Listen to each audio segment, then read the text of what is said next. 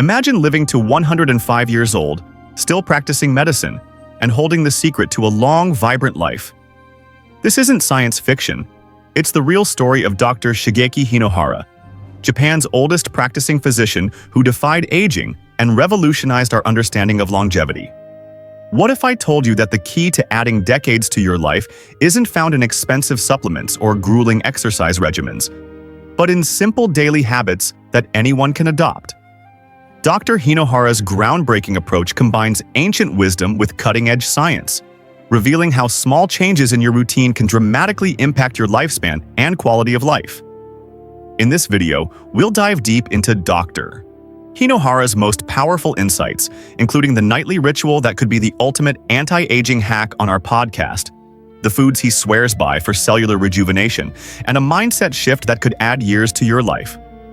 But be warned, what you're about to learn may challenge everything you thought you knew about aging. Are you ready to unlock the secrets of a centenarian and transform your health forever? Like and share this new series and be sure to let us know where you follow us from. Okay, let's dive in. Imagine finding the secrets to a long, really vibrant life, way past 100. And maybe those secrets aren't some complex formula, but just simple, everyday habits. What if we could learn these from someone who actually did it? Lived to 105, still working, still traveling deep into his hundreds. That's exactly who we're talking about today, Dr. Shigeki Hinohara. His story and his wisdom, it's really quite something. A Japanese doctor with a fresh take on aging well. Yeah, so for this deep dive, we've gathered insights from different places, YouTube transcript excerpts mostly. They look into his core ideas, his daily routines, that really simple diet he had, and something really key for today.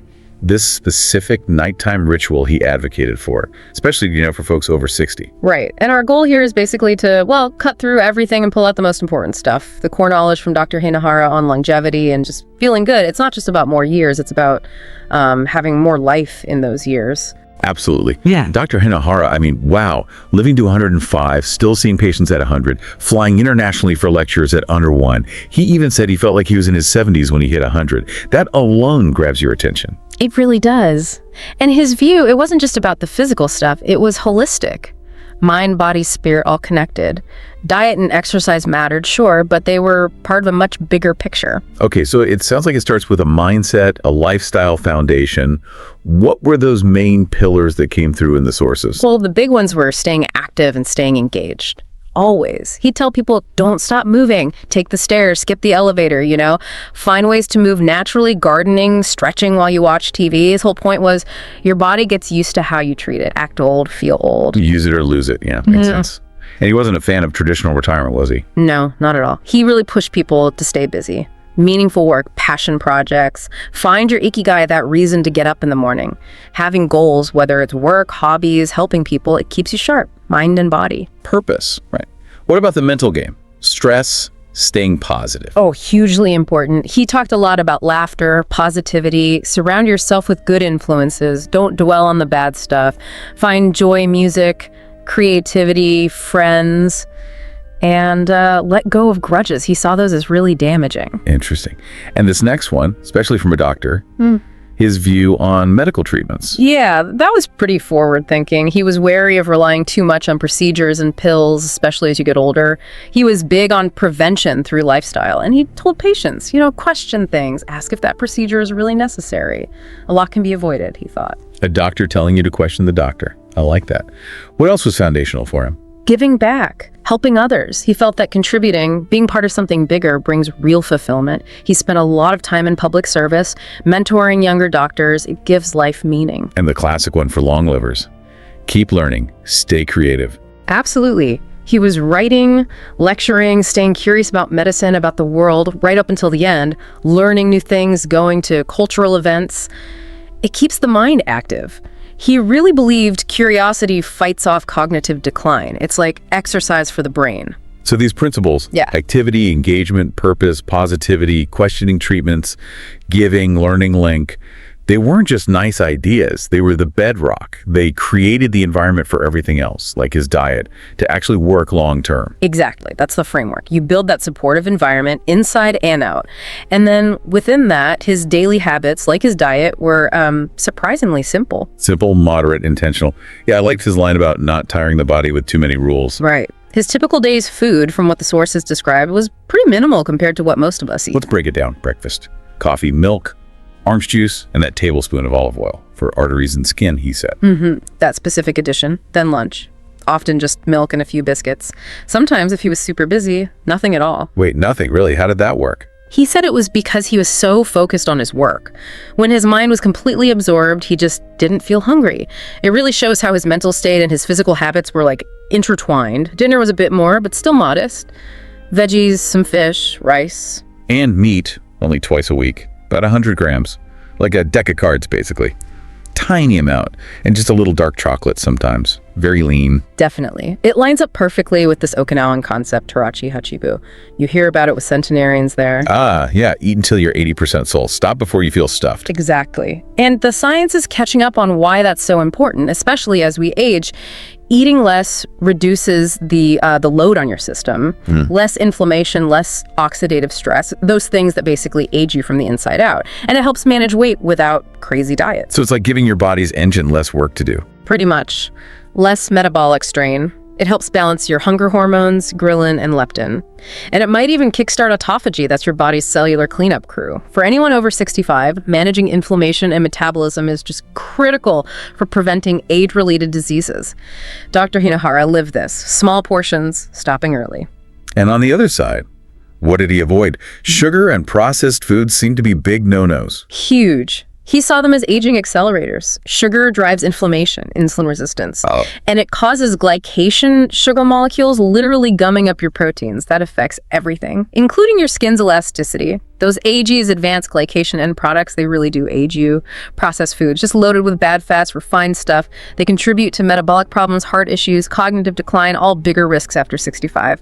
He was all about fresh, real food. So it's not just eating less, but eating better. Right. Were there specific kinds of foods that kept coming up, things linked to longevity that fit his style? Oh, for sure. Beyond just eating moderately, certain food categories really stand out in longevity research, like in the blue zones, and they align with what we know about his habits. Leafy greens, I bet. They're always on the list. Always. And for good reason. They're nutrient powerhouses, vitamins A, C, K, fiber, antioxidants. For the over 65 crowd, things like lutein are vital for eye health, plus immune support, bones, digestion, blood sugar, cholesterol.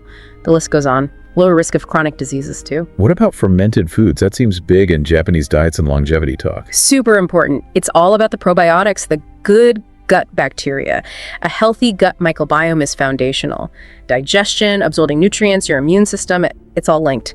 And the gut-brain connection is massive. Gut health impacts mood, anxiety, even cognitive function. Dr. Hinohara had miso daily, a classic fermented food. Plus, they're often anti-inflammatory. And whole grains, right? Not the refined white stuff. Exactly. The whole package, fiber, vitamins, minerals, antioxidants. They help your digestion, feed the good gut bugs, keep blood sugar stable, which is key for diabetes prevention. Good for the heart, too, helping with cholesterol and blood pressure. And sustained energy, not those crashes you get from refined carbs. We mentioned his olive oil habit earlier. Definitely a longevity food. No doubt. Especially extra virgin. Healthy fats, those polyphenol antioxidants. It's great for heart health, lowering bad LDL, maybe raising good HDL. The antioxidants fight that oxidative stress and inflammation. And more research shows benefits for the brain, protecting against cognitive decline, helping memory. His focus on arteries and skin showed he knew its broad benefits. Okay, and nuts and seeds. Small but mighty, packed with good fats, protein, fiber, vitamins, minerals, great for heart health.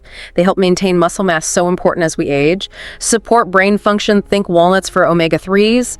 Anti-inflammatory effects too, good for arthritis. And they help you feel full, so good for weight management. Okay, so we've got the mindset, the simple diet, 80% full, key foods. But the sources seem to really zero in on one specific ritual, especially for staying sharp later in life. the nighttime routine. Yes, this was something he apparently felt was crucial, non-negotiable almost, particularly after 60. His point was, your brain isn't just offline when you sleep, it's incredibly busy. It's filtering, organizing memories, cleaning out toxins, repairing connections. It's prime work time for the brain. And he thought you had to actively prepare the brain for that work. Yeah. Like just falling into bed wasn't enough. Exactly. He used this phrase like starving the brain. If you go to bed unprepared, you're denying it the environment and the resources it needs for that vital repair work. Do that night after night, and the neglect adds up. That's where the brain fog, the forgetfulness, the daytime fatigue can come from. He had that analogy, right? The brain as a library sorting itself out overnight. Yeah, the librarian needs the lights on, the right tools, some energy to do the archiving and repairs. Without that support, the brain just sort of goes into conservation mode instead of healing mode. The story about Mr. Yamamoto really highlighted that. It did. 74-year-old principal, getting forgetful. And his habit, he stopped eating entirely after 6 p.m. So he was hitting the pillow after maybe an 8-hour fast. His brain just didn't have the support it needed for that nighttime repair shift. But when he started a simple ritual, just some warm broth, a gentle stretch, deep breathing, his clarity started coming back pretty quickly. So it's about sending a signal, not just about having food in your stomach. Precisely. The ritual tells the brain, okay, coast is clear, day's over, time to repair and restore. Like dimming the lights after a party signals cleanup time. Without that clear signal, the brain might stay partly vigilant. It connects to that Japanese idea, Shinshin Ikino, mind and body unity. You use physical cues, warmth, breath, gentle movement to signal safety to the brain's deeper systems. And this becomes even more important after 60. Seems so. As we age, things shift. Brain sensitivity might increase, blood flow can be a bit less efficient, hormones change, the body might dip into catabolism, breaking down tissue for energy, faster during a fast. So going to bed truly empty, especially after 60, might signal a fuel shortage to the brain. It then prioritizes just basic functions over the higher level repair and memory work. Doing that repeatedly could chip away at cognitive sharpness. Okay, let's get practical. What does this intentional nighttime ritual actually look like? What kind of signal and fuel did he recommend? It's about providing easily usable resources in a calming way. The fuel part is key. Something warm, light, easy to digest. Think gentle protein, calming nutrients right before bed. Like what specifically? Well, a classic Japanese approach, fitting his philosophy, is a small bowl of warm miso broth. Maybe with a little soft tofu. Miso is great for the gut. Tofu gives amino acids. The warmth is soothing. Or, maybe a soft boiled egg with some steamed greens. A small piece of simple white fish with ginger. Key things. Warm, clean, easy to digest. Definitely avoid sugar, cold stuff, processed foods right before bed. They just mess with your rhythm. What about heartburn? Some people avoid eating before bed because of that. Right, that comes up. Dr. Hinohara apparently suggested heartburn is often from the wrong food or a disrupted rhythm, not from a small, appropriate pre-sleep bite. A little warm liquid, especially something fermented like miso, might actually help soothe the gut. Okay, so there's the food piece. What about the environment? Huge. You need to signal day over, turn off screens, phone, tablet, TV at least 30 minutes before sleep. That blue light kills melatonin production, keeps you wired, create peace. Dim lights, maybe a candle, fresh air if you can, slow things down. Reading a real physical book, something calming, helps transition the mind. And breathing, you mentioned that. Vital. Just 5 minutes of slow, deep belly breathing, hara breathing. Focus on making the exhale longer than the inhale. This flips the switch to your parasympathetic nervous system, rest and digest mode, lowers cortisol, slows the heart rate. It's a powerful, safe signal to the brain. Any particular drinks that fit? Warm and calming are the key words. Chamomile tea is great. Warm barley water is traditional. Golden milk, turmeric, pepper, warm non-dairy milk is anti-inflammatory. Just avoid anything cold, sugary, or caffeinated light. So no sodas, alcohol, probably not even green tea too close to bed. Gratitude practice also popped up in the sources. Yeah, and it's surprisingly effective based on research. Right. Just noting down or even thinking about 3 small things you're grateful for from the day. Studies show it can improve sleep, reduce anxiety, even help memory. It seems to activate the prefrontal cortex, calming the brain's threat detection system before sleep. Kind of seals the day positively. And he suggested gentle movement before the warm food. He did. Just a few minutes, maybe 5. Really simple stuff. Neck rolls, shoulder circles, maybe sit and do a gentle forward bend, then just breathe. It's not a workout. It's about improving blood flow slightly, calming the fight or flight system. It sort of prepares the body to receive the nourishment. Then the warm food or drink is like an offering, absorbed better. Movement first, then nourishment. That sequence seems important. And tying it all together, this ritual helps preserve memory. That's the connection. Deep, stable sleep is when memories get locked in. This whole ritual supports that quality sleep. It stabilizes blood sugar, reduces stress hormones, helps with calming neurotransmitters like GABA and serotonin. Dr. Hinohara's view is stark. Memory fades from neglect of these needs, not just age. Support the brain nightly. Give it a fighting chance to stay sharp. Okay, someone's listening, they want to try this tonight. What's the absolute simplest start? Keep it super simple. Maybe just boil some water, stir in a teaspoon of miso paste, sip it slowly. Feel the warmth. While you do that, or just before, gently roll your neck, circle your shoulders for a couple of minutes. Then, before lights out, think of 3 small, good things from your day. That's it. Think of it as an offering to yourself. Choosing rest and repair over just collapsing. Like Dr. Hinohara said, aging well is rhythm, consistency, soft strength, not force. So wrapping this up, Dr. Hinohara's incredible longevity. Yeah. It wasn't one magic pill. It was this blend of a holistic life view, that simple, moderate diet stopping at 80% full and critically, this intentional nighttime ritual to support the brain, especially as we get older. Exactly. And the key takeaways, particularly if you're over 60 or maybe helping someone who is, think about adding things like fermented foods, maybe that small, warm pre-sleep nourishment. Practice Hirachi Hachibu, stopping before full. And really consider crafting a calming evening wind down. Gentle movement, breath, environment, maybe gratitude. They're invitations, not strict rules.